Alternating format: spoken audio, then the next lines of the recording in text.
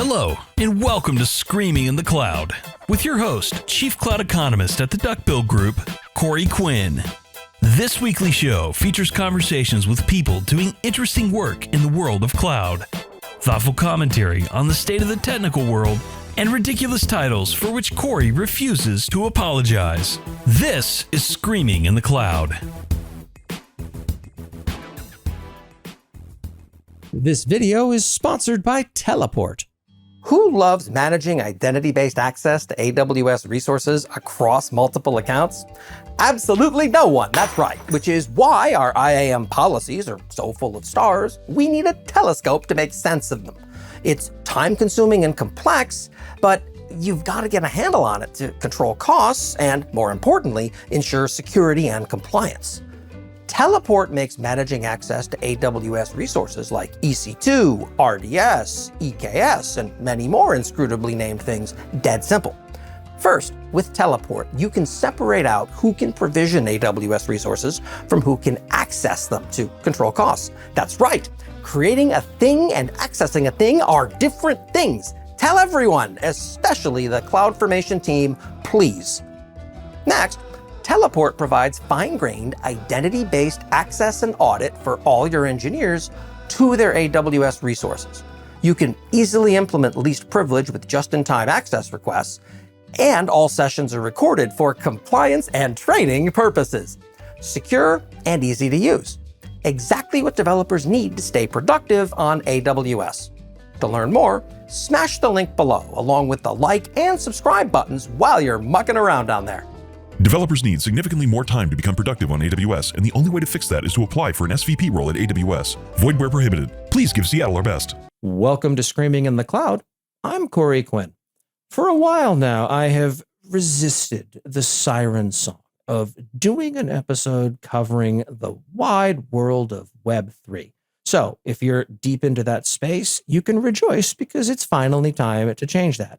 Now, the other side of that, for at least some of you, is that my guest today is Molly White, who's a software engineer, but more notable as of recent days for running a collection of interesting stories coming out of the world of Web3 at web3isgoinggreat.com. Molly, thank you for joining me. Thanks for having me. So, by day, you're a software engineer, which means you're already predisposed to writing things that humans find very difficult to understand. And now you're, in your spare time, apparently, writing about Web3, which is a topic that humans find very difficult to understand. For some reason, you have a flair for telling stories about this basically impenetrable to outsider space in a way that makes it look, first off, simpler to understand, and secondly, let's be clear, patently ridiculous. How did you find your way into this part of the world? Well, I think as a software engineer, it's a little hard to avoid the Web3 thing. You hear about it from your colleagues or the people on tech Twitter, or, you see it in the news and it's... Or people behind you at Starbucks who won't stop talking, etc. Yeah, they sneak right up on you.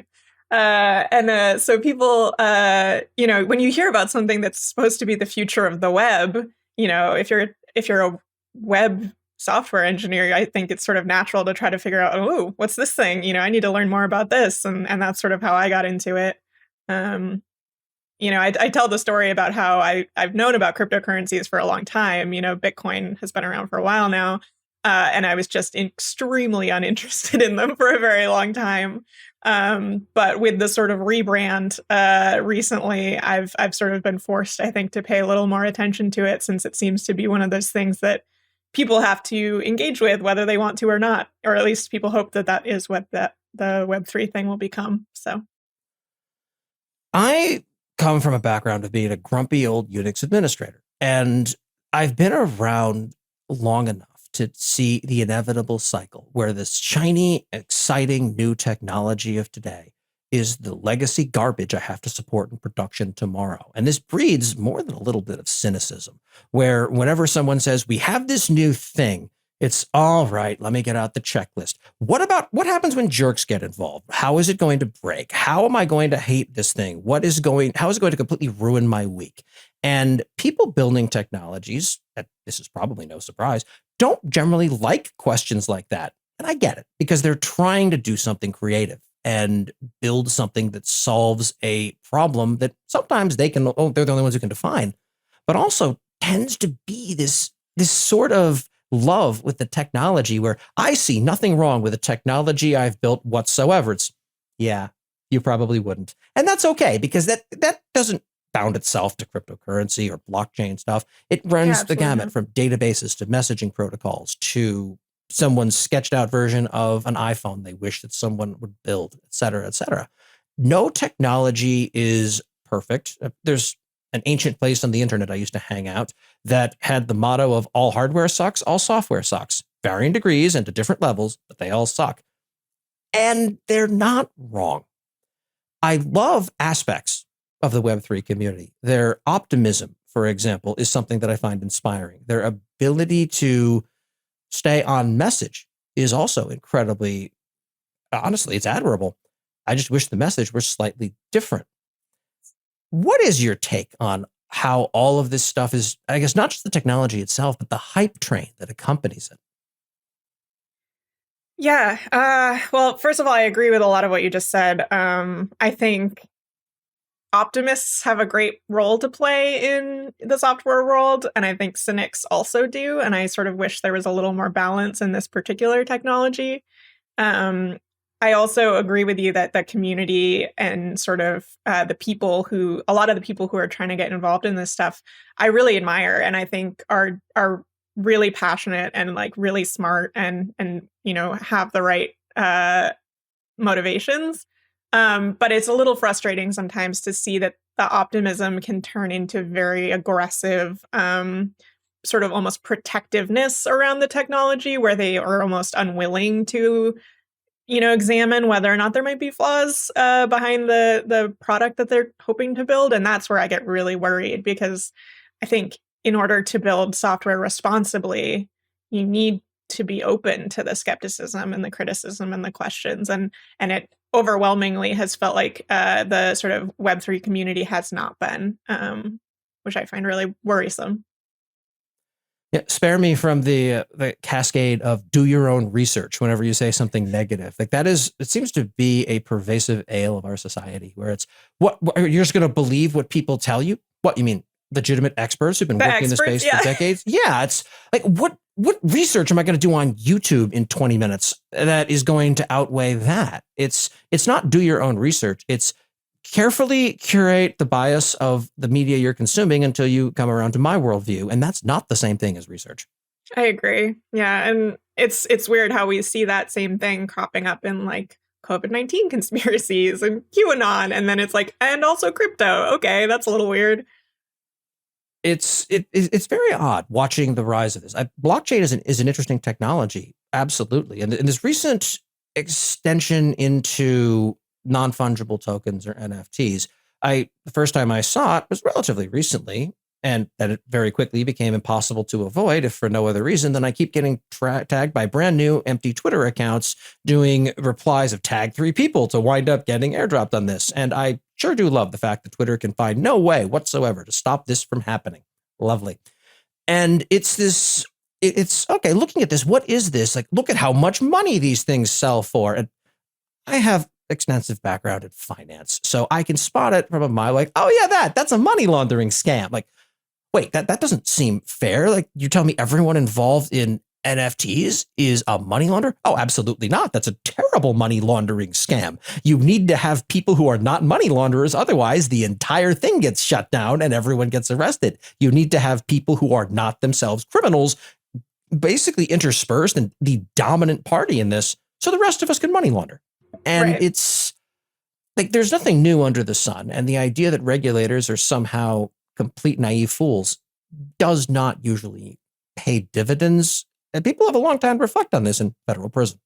Right. Yeah. And I think we've been seeing this sort of trailing regulation coming in a little bit. There's a lag between when someone does something blatantly criminal and then when the U.S. Attorney's Office announcements come out a year or two later saying that, oh, and we just charged this person with, fraud or whatever it is.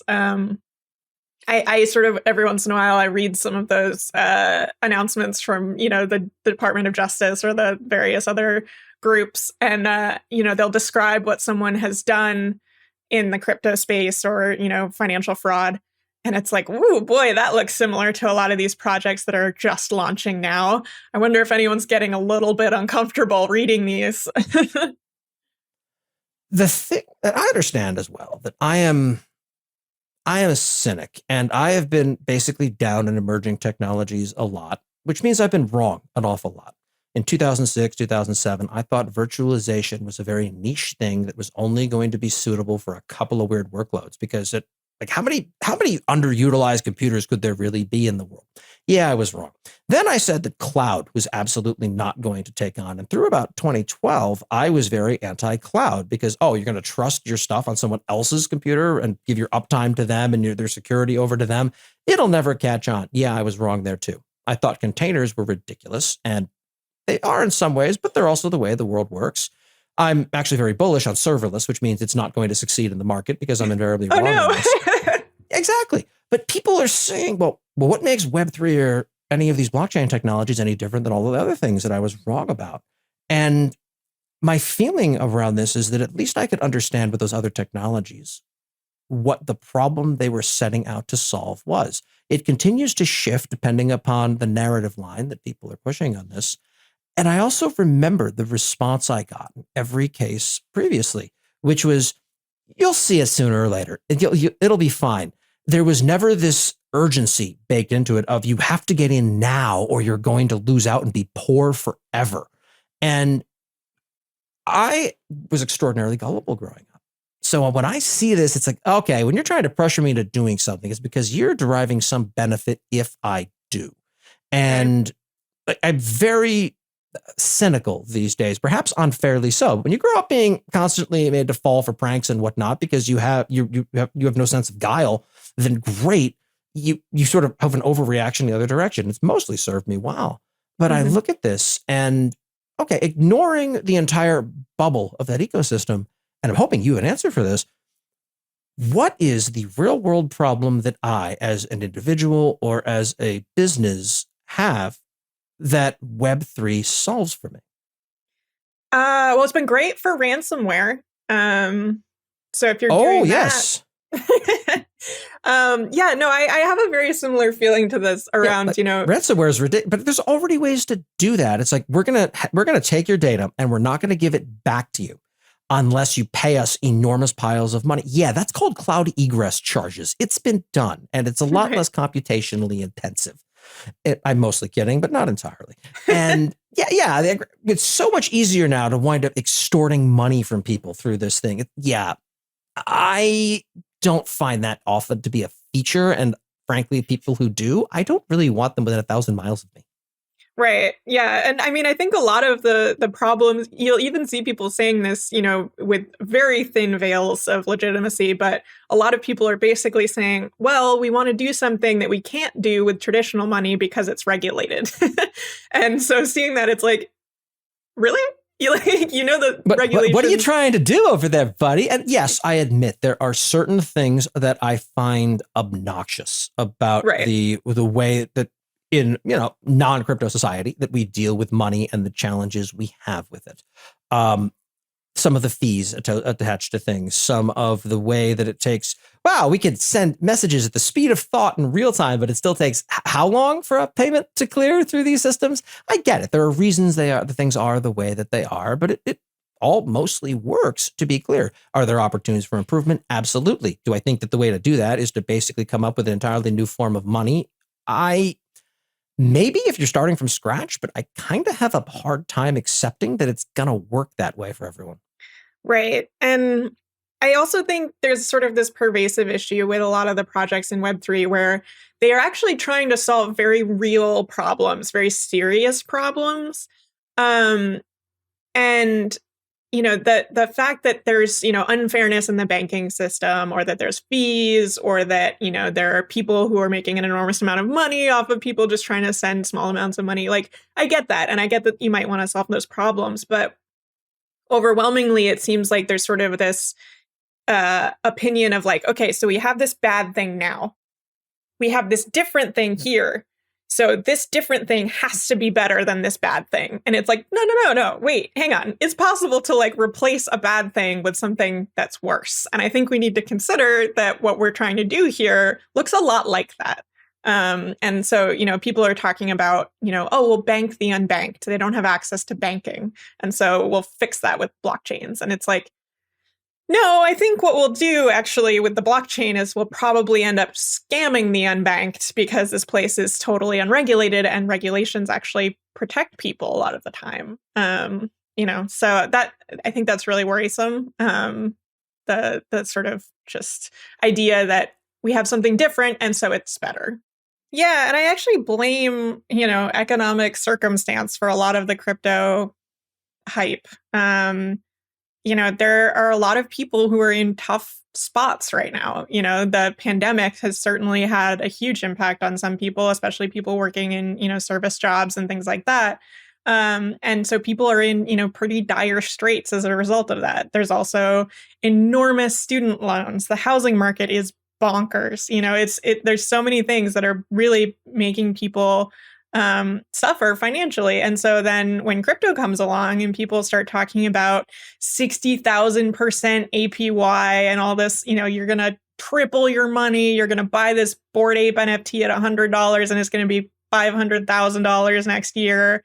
People fall for that because it's enormously appealing, right? And I think there's a lot of blame to be placed on the media for sort of buying into a lot of that. There's been a lot of very credulous reporting, I would say, on some of the people who claim to make a ton of money off of these things. And so people, you know, when they see, you know, CNBC, for example, will highlight these, you know, people who were just scraping by. They were going paycheck to paycheck. They put $50 into a project and now they're millionaires, you know, and people see that because there's no point for CNBC to talk about the person who invested their, you know, their rent payment into a crypto project and then couldn't pay rent because they lost it all, you know, or the person who took out margin loans and is now in debt to these various companies that are lending people money to gamble on crypto.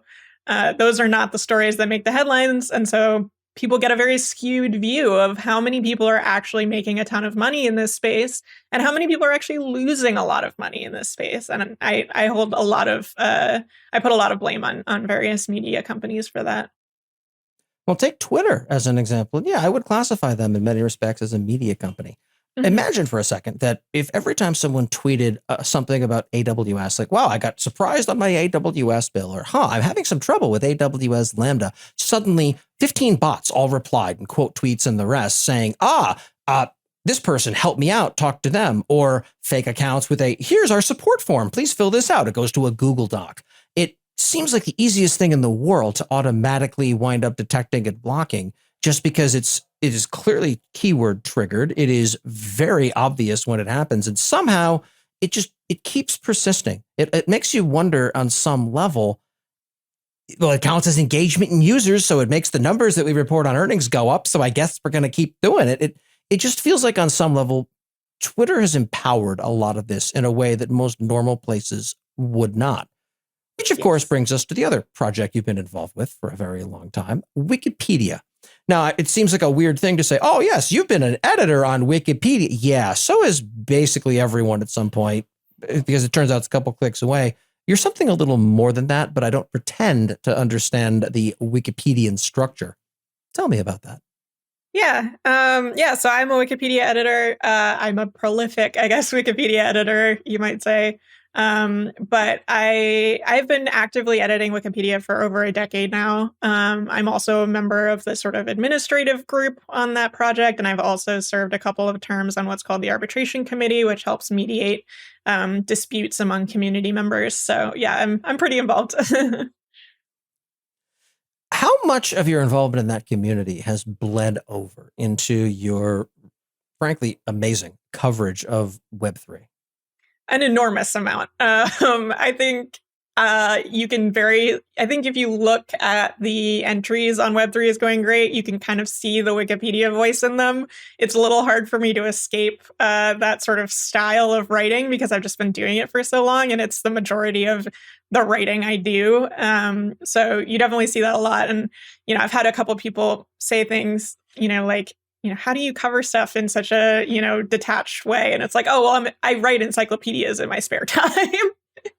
There's obviously a lot more sarcasm and sort of personal bias in the Web3 is going great project, which is why I started it, because I can't do that on Wikipedia, and I won't do that on Wikipedia. But that's where a lot of it comes from, is that sort of that instinct, I think, that you develop as a Wikipedia editor to sort of research and chronicle and record and share what you're seeing. It's hard to escape. I do want to call attention, though, to other long form writing that you do, because Wikipedia, who wrote this? Well, the answer is always lots of people. But if you go to mollywhite.net and look at your long form writing, it's pretty easy to understand who wrote this. It's not nearly as clinical and encyclopedic as you might expect from your description just now. It's very approachable, very engaging writing that reflects on topics in a way that only long form can, and Twitter generally cannot. And it's great. You could read this and not realize that you're deeply involved in the Wikipedia part of it, right up until the point you get to the end, and then you see the extensive list of references at the bottom of the page, because apparently footnotes and citation is a habit that you can't get away from there. But it's nowhere near as dry and clinical as you're implying. Yeah, that's true. I do take more of an essay approach in my long form writing. One thing I've really loved about Web3 is going just great is that you sort of don't need to necessarily know, like, what's a blockchain and what's an NFT and what's a, distributed, database or whatever before you start reading it. It's sort of approachable. You can read one or two entries and then you can go do whatever else, and you don't have to do this sort of deep dive. But it also lacks, I think, that ability to go a little deeper into some of the problems or some of the really huge issues I see with the underlying technologies, because it's very much a one hit and then you move on to the next thing. So I've started blogging a little bit on the side, I guess, to sort of go into a little more depth on some of my concerns, just both as like a technologist, but also just as someone who's been on the internet for a long time and who's been a member of communities. The Wikimedia community is very similar to a lot of the communities that you're seeing crop up in these Web3 projects, especially to do with the DAOs.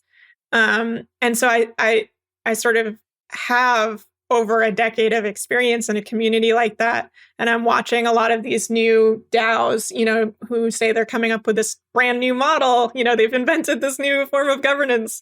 And I'm watching them. It's like, oh, you're about to step on that same rake we stepped on 15 years ago.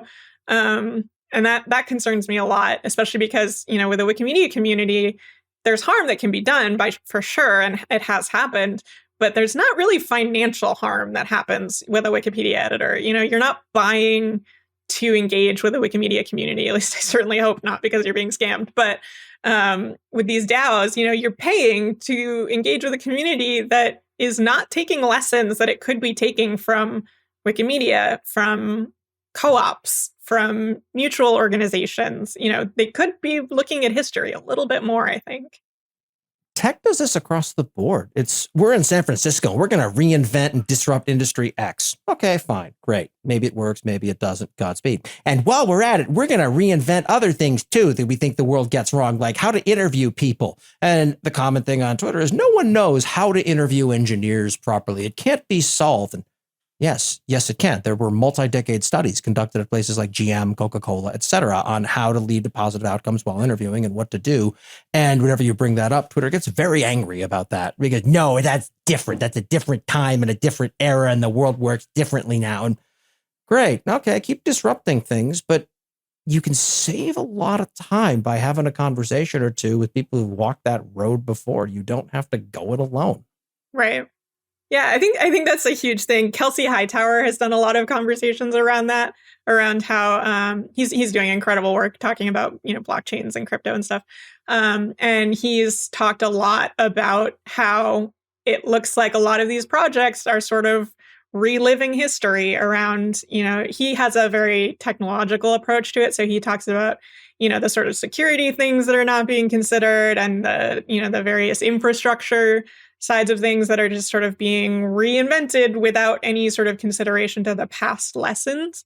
I think that's just a very classic, you're right, it's a very classic like Silicon Valley way of doing things. There's sort of the running joke about how people reinvent buses every couple of years. Uber is like, we're going to make a service where a bunch of people can all get in a car together and drive someplace. It's like, oh, right, yeah, a public bus system. We have those,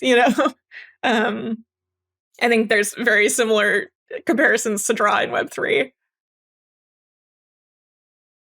There absolutely are. And I want to thank you for being so generous with your time. If people want to learn more, where can they find you? You can find me on Twitter. I am both Molly0xFFF and also Web3 is great on Twitter. And then there's my website, web3isgoinggreat.com, and my other website, mollywhite.net. I'll be at all of those. Yes. And for fun, I wound up pointing a domain over to you, over to your site as well. Ponzl, PONZL.com. It's like PONZI, except the I is an L because the crypto people can never seem to quite take the L. But there you have it. It's not a Ponzi scheme. It's something different. It's a Ponzi Molly, scheme. Thank you so much for being generous with your time. I appreciate it. Thank you for having me. Molly White, Web3 chronicler of our time and software engineer. I'm cloud economist Corey Quinn, and this is Screaming in the Cloud. If you've enjoyed this podcast, please leave a 5-star review on your podcast platform of choice. Whereas if you've hated this podcast, please leave a 5-star review on your podcast platform of choice, along with an angry comment telling me that no, crypto is not reinventing a bus because a bus can only run over someone once.